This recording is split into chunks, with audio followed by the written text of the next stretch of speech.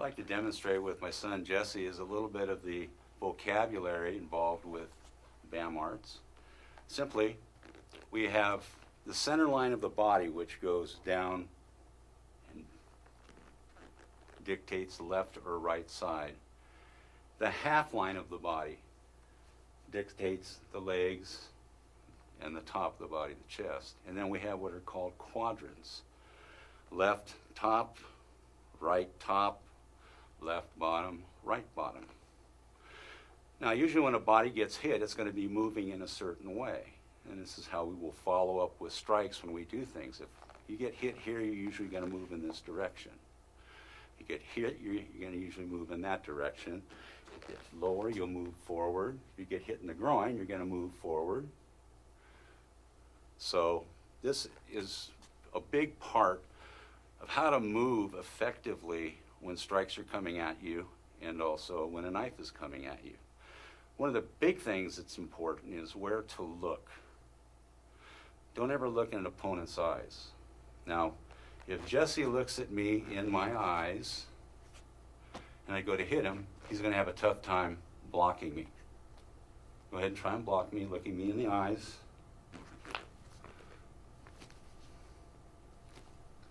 Now look at me right here. As soon as you see me move, you make a move. Okay? The reason is you get tricked. You don't see the whole body. We call it soft focus. You can literally see the whole oval of the body. You can see the legs. You can see anywhere a person is moving. You also use your peripheral. So you're looking beyond the body, and you're also looking to the sides of the body also. Now, when we start training, we train with a knife. And a lot of what we do, which has to do with the whip strike, also has to do with simply lifting the elbows up also. And another part of it is getting yourself out of the way. Another thing that we do different in BAM arts is we don't back away, we close the distance. What I mean by closing the distance is if Jesse go to throw the strike at me, I'm going to step in. And I'm also going to take what we call is a non-assuming stance. It's simply as relaxed as you can. Now, 95% of the planet is right-handed, and most people will try to gain a lot of power in their strike. So they're going to wind up, or what I call pulling the arrow back. And as Jesse's going to demonstrate, I'm just going to be standing relaxed here. Go ahead and get like you want to hit me. I'm going to step forward and drop the fist right down on him. Again, I'm relaxed. As soon as he moves, strike comes down, bonk, right on top of the head. I'm starting to move in. From here, I can roll an elbow. From here, I can come back with a back fist. Come forward with a palm heel. Drop down, it's on his nose. I step in, I throw an elbow, back fist. Pretty much it. So these are key things: where to focus and how to stand. So you don't look like you're going to get ready to fight. The worst thing you can do in a confrontation is to get back and look like you're ready to fight. Just relax. Find what's comfortable for you. I like to stand like this. My favorite stance right here because it looks like I'm just thinking. But from here, I've got, boom, I've got everything I want from that. I can throw an elbow, I can throw a strike to the groin, it can come up to the chin as he goes down. And so that's that. Now let's get started with some of these moves and working with the quadrants. So what I'm going to do, this is simple training, is with the knife, you'll have one person who's got the knife. In this case it's me, and in the other case it's Jesse. Jesse is not going to move until he actually feels me press towards him. And as he does, he simply lets the knife push him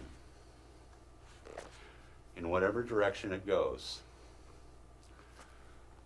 Not until he touches it does he move. See how he's doing that?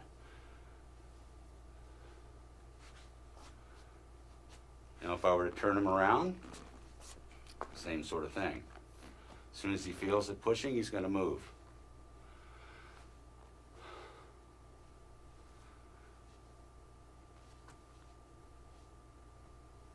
Okay, see what happened there? He bent over and it caused the knife to go against my opposable thumb right there. So that's the first part of training. You just relax, very relaxed stance. Breathe, feel the knife, and move with the knife with your partner. You've got to do this with a partner, or else it's just not going to work for you. Okay? Now what he's going to do is come back, do the same thing with me, and I don't move until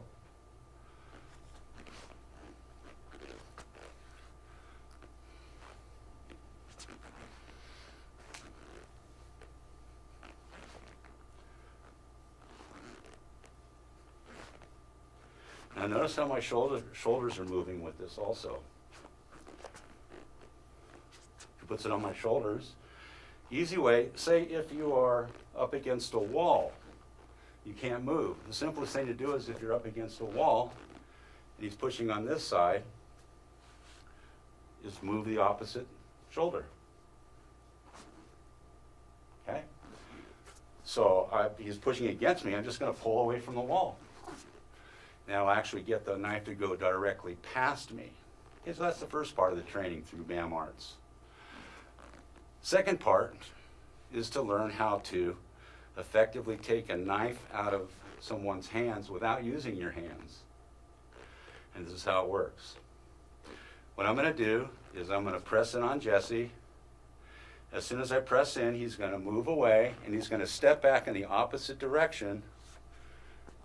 Here he comes, step back, and look at what he's done here. You can't see it. Let's turn around so that can be seen.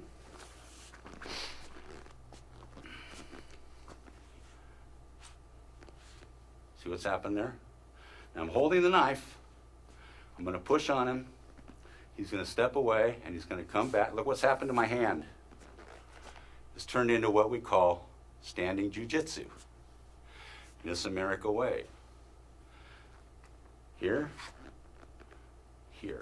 So it's weird, but you actually want to wait for the knife to come in and touch you. Then get out of the way, come back, and retrieve the knife. Okay? So those are your first practicing parts, is getting away simply and then stepping back in. Very simple.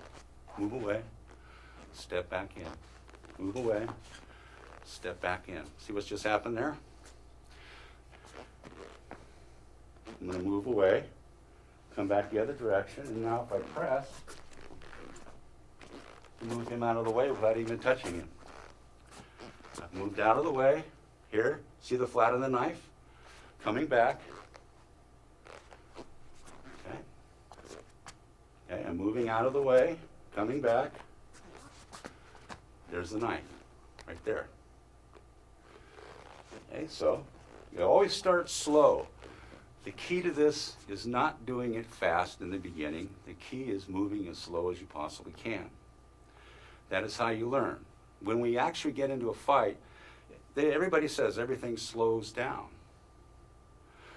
Well, if you practice slow, you get a real good training into hardwiring yourself so that when the altercation happens, you've already practiced it enough times to know how it's going to happen when it happens. Okay? Now that we've done that, what we're going to do is just let our hands lie to the side here, relaxed.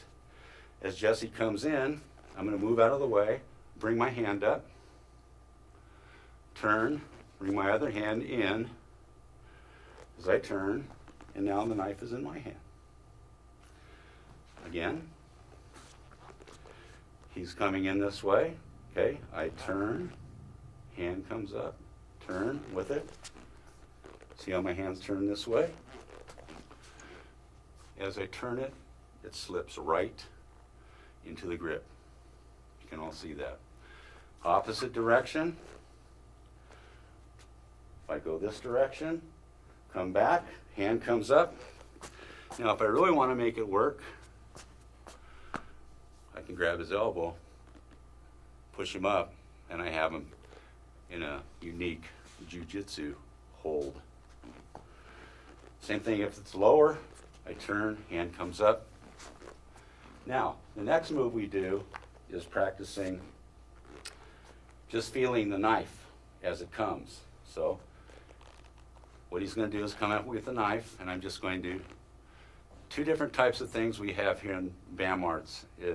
We don't block anything, we parry. We have what's known as a brush parry. Simple as it is, that's a brush parry. Or a passing parry, which is the other side. It comes in this way, I brush it. Okay, so I'm moving with it as it comes in, and I'm keeping my hand on it. As he goes, I stay relaxed. Now watch how I bent my elbow there. See how I bent the elbow as he came in? Now I have control using my wrist with his hand. I can roll over and I can strike. He can come at me, I can roll over. Now I've got it trapped into standing jiu-jitsu. By the way, there's a pressure point right here. When you press on that thing, they're just going to go down. Makes it very easy to remove a knife.